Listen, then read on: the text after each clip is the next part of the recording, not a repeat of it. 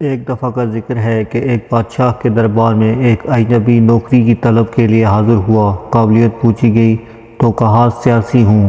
عربی میں سیاسی افہام و تفہیم سے مسئلہ حل کرنے والے معاملہ فہم کو کہتے ہیں۔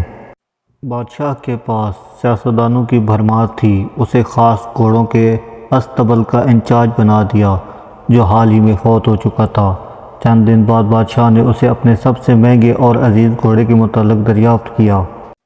اس نے کہا نسلی نہیں ہے۔ بادشاہ کو تعجب ہوا۔ اس نے جنگل سے سائز کو بلا کر دریافت کیا۔ اس نے بتایا گھوڑا نسلی ہے لیکن اس کی پیدائش پر اس کی ماں مر گئی تھی۔ یہ ایک گائے کا دودھ پی کر اس کے ساتھ پلا ہے۔ مسئول کو بلایا گیا کہ تم کو یہ کیسے پتہ چلا کہ یہ اصیل نہیں ہے؟ اس نے کہا جب یہ گھاس کھاتا ہے تو گایوں کی طرح سر نیچے کر لیتا ہے جبکہ نسلی گھوڑا گھاس منہ میں لے کر سر اٹھا لیتا ہے۔ بادشاہ اس کی فراست سے بہت متاثر ہوا۔ مسئول کے گھر اناج، گھی، بھنے ہوئے دمبے اور پرندوں کا اعلیٰ گوشت بطور انعام بھجوایا اور اس کے ساتھ ہی اس نے اپنی ملکہ کے محل میں اسے تعینات کر دیا۔ چند دنوں بعد بادشاہ نے مصائب سے بیگم کے بارے میں رائے مانگی۔ اس نے کہا طور و اطوار تو ملکہ جیسے ہیں لیکن شہزادی نہیں ہے۔ بادشاہ کے پیروں تلے سے زمین نکل گئی۔ حواس بحال کیے، ساس کو بلا بھیجا۔ اس نے جب یہ معاملہ اپنی ساس کے سامنے رکھا تو اس نے کہا یہ حقیقت ہے، تمہارے باپ نے میرے خاوند سے ہماری بیٹی کی پیدائش پر رشتہ مانگ لیا تھا لیکن ہماری بیٹی 6 ماہ میں ہی فوت ہو گئی تھی۔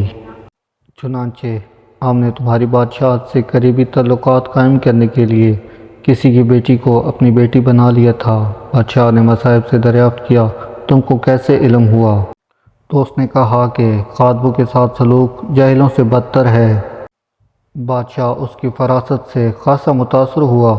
بہت سا اناج، بھیڑ بکریاں بطور انعام دی، ساتھ ہی اسے اپنے دربار میں متعین کر دیا۔ کچھ وقت گزرا، مصائب کو بلایا، اپنے بارے میں دریافت کیا۔ مصائب نے کہا جان کی امان پاؤں۔ بادشاہ نے وعدہ کیا، اس سے کہا نہ تو تم بادشاہ زادے ہو نہ تمہارا چال چلن بادشاہوں والا ہے۔ بادشاہ کو تاؤ آیا مگر جان کی امان دے چکا تھا۔ سیدھا والدہ کے محل پہنچا۔ والدہ نے کہا یہ سچ ہے، تم ایک چرواہے کے بیٹے ہو، ہماری اولاد نہیں تھی تو تمہیں لے کر پالا۔ بادشاہ نے مصائب کو بلایا اور پوچھا بتا تجھے کیسے علم ہوا؟ اس نے کہا بادشاہ جب کسی کو انعام و اکرام دیا کرتے ہیں تو ہیرے موتی جواہرات کی شکل میں دیتے ہیں لیکن آپ بھیڑ بکریاں کھانے پینے کی چیزیں عنایت کرتے ہیں۔ یہ اسلوب بادشاہ زادے کا نہیں کسی چرواہے کے بیٹے کا ہی ہو سکتا ہے۔ عادتیں نسلوں کا پتہ دیتی ہیں، عادات، اخلاق اور طرز عمل خون اور نسل دونوں کی پہچان کرا دیتے ہیں۔